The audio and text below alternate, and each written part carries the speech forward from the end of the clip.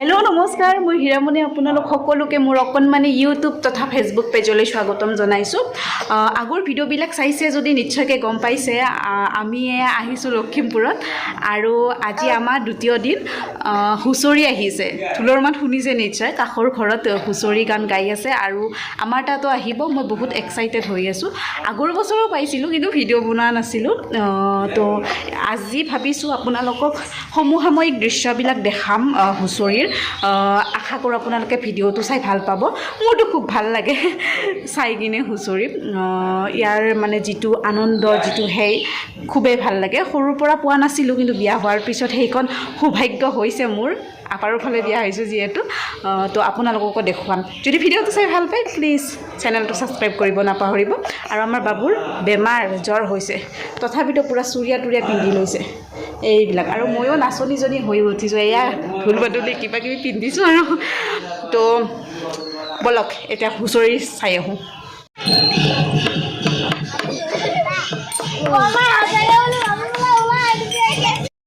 এয়া আমাৰ ঘৰৰ সন্মুখত সৰু সৰু ল'ৰা ছোৱালীকেইটাক দেখি আমাৰ বাবুৰ পূৰা এনাৰ্জি আহি গৈছে। ঢোল লৈ কিনে এতিয়া ঢোল বজাহে কথা। আৰু ফাইনেলি আহি গ'ল হুঁচৰি। আৰু আমাৰ বাবুক চাওকচোন কি ধুনীয়াকৈ ঢোল বজাব ধৰিছে। বাইদেউ, হুঁচৰি বুলি ক'লে আপোনালোকৰ মনত কি আহে বাৰু? মোৰ মনত কি আহে জানে? হুঁচৰি হ'ল অসমীয়া সমাজৰ সমন্বয়ৰ সাঁকো। হুঁচৰি গীত হ'ল অসমীয়া লোকসাহিত্যৰ অমূল্য সম্পদ। এই গীত ডেকা বুঢ়া ল'ৰা সকলোৱে মিলি গায়। ইয়াত গাভৰুৰ স্থান নাই। বহাগ বিহুত গাঁৱৰ ৰাইজে ঢোল পেঁপা তাল আদি লৈ প্ৰত্যেক মানুহৰ ঘৰে ঘৰে সামূহিকভাৱে হুঁচৰি গীত গায়। হুঁচৰি গীত গাওঁতে বয়স্ক লোকে চোলা চুৰিয়া পিন্ধাৰ লগতে গাত চেলেং মেৰিয়াই লয়। হুঁচৰিৰ প্ৰধান ভাগ দুটা, হুঁচৰি কীৰ্তন আৰু বিহুনাম। হুঁচৰি কীৰ্তন হ'ল আধ্যাত্মিক ভাৱসম্পন্ন আৰু বিহুনাম হ'ল অশ্লীলহীনতা স্বাভাৱিক আনন্দ। আৰু এইফালে মইজনীয়ে বিহু নাচিব ধৰিছোঁ। অকণমানি কেইজনীক বিহু নচা দেখি ৰ'বই নোৱাৰিলোঁ, গাত ততহে নাথাকিলে আৰু শেষত লাজ কাজ এৰি কিনে বিহু নাচিব ধৰিলোঁ অকণমানি কেইজনীৰ লগত। বিহু বুলি ক'লে আপোনালোকৰ মনত কি আহে বাৰু? কমেণ্ট কৰি জনাবচোন। মোৰ মনত কি আহে জানে? বিহু নৃত্য হৈছে ভাৰতৰ উত্তৰ পূব দিশৰ অসম ৰাজ্যৰ এক থলুৱা লোকনৃত্য, যি ৰাজ্যখনৰ প্ৰধান উৎসৱ বিহু। অসমীয়া জাতিৰ সৈতে ওতঃপ্ৰোতভাৱে জড়িত হৈ থকা এই নৃত্যৰ উৎসৱৰ বিষয়ে সঠিক উমান পোৱা নাযায় যদিও আহোমসকলৰ পূৰ্বৰে পৰা অসমত বসবাস কৰি থকা চুতীয়া, মৰাণ, দেউৰী, সোণোৱাল, ঠেঙাল আদি জনজাতীয় লোকৰ মাজত বিহু প্ৰচলন আছিল। আৰু প্ৰায় 16শ শতিকাত আহোম স্বৰ্গদেউ ৰুদ্ৰসিংহৰ দিনত ৰংঘৰৰ বাকৰিত বিহু প্ৰচলন হৈছিল বুলি তথ্য পোৱা যায়। অসমৰ বিভিন্ন লোকবাদ্যসমূহৰ ভিতৰত অতিকৈ পুৰণি বাদ্য হ'ল ঢোল। ঢোলক বাদ দি অসমীয়া বিহুটিৰ কথা ভাবিবই পৰা নাযায়। আৰু এই ঢোলৰ মাত শুনিয়ে আমাৰ খুৰীহঁতে থাকিব নোৱাৰি মোৰ লগত একেলগে নাচিব ধৰিলে। চাওকচোন, এইজনী মোৰ জা আৰু এই খুৰী আৰু এইবিলাক খুৰীৰ ল'ৰা ছোৱালী, খুৰীহঁতৰ ল'ৰা ছোৱালী। সঁচাকৈ পৰিয়ালৰ প্ৰত্যেকজন মানুহৰ লগত নাচি কিনে খুব ভাল লাগিল। ভগৱানে কৰক আৰু যাতে নেক্সট বছৰ আহিব পাৰোঁ, এনেদৰে ফূৰ্তি ফাৰ্তা কৰিব।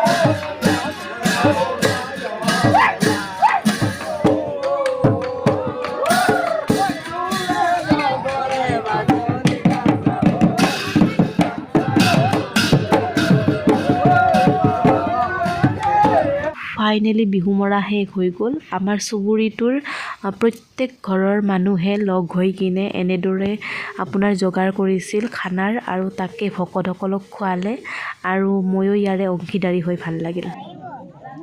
জনা নজনাকৈ বহুত নাছিলোঁ ৰাইজ আৰু বৰ্তাহঁতৰ পৰা আহিলোঁ। এতিয়া আমাৰ ঘৰত আহিব, যাৰ কাৰণে অলপমান আগতে আহি গ'লোঁ। তাত ভাত দিছে কিন্তু মাংস আৰু মাছ আছে, যাৰ কাৰণে মই নেখাওঁ, যাৰ কাৰণে মই গুচি আহিলোঁ। আৰু বাবুক দেউতাকে খুৱাই আছে।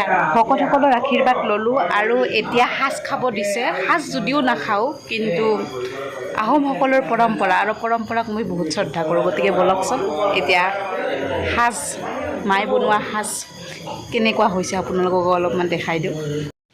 আৰু এইফালে মাৰ বিতৰণ কৰা প্ৰায় হৈয়ে গ'ল সাজ আৰু সাজৰ লগত ভাজি। তো এতিয়া ভাজিখিনি লৈ আহোঁ ৰ'ব, ভিডিঅ' এনেকৈ কৰি থকা নাযাব। আৰু ফাইনেলি হুঁচৰি গাই কিনে আমাৰ ঘৰৰ পৰা বেলেগ এখন ঘৰলৈ গুচি গ'ল ভকতসকল আৰু খোৱা মেলা হৈ গ'ল আৰু যিখিনি চাফা কৰিব লগা আছিল চাফা কৰি দিলোঁ। আৰু এইফালে আমাৰ বাবুৰ জ্বৰ হৈছে, বহুত কেঁকাই আছে। তো ভিডিঅ'টো ইমানখিনিত সমাপ্ত ঘটিব। যদি ভিডিঅ'টো চাই ভাল পাইছে প্লিজ চেনেলটো ছাবস্ক্ৰাইব কৰিব নাপাহৰিব। আজিলৈ আহিছোঁ, নমস্কাৰ।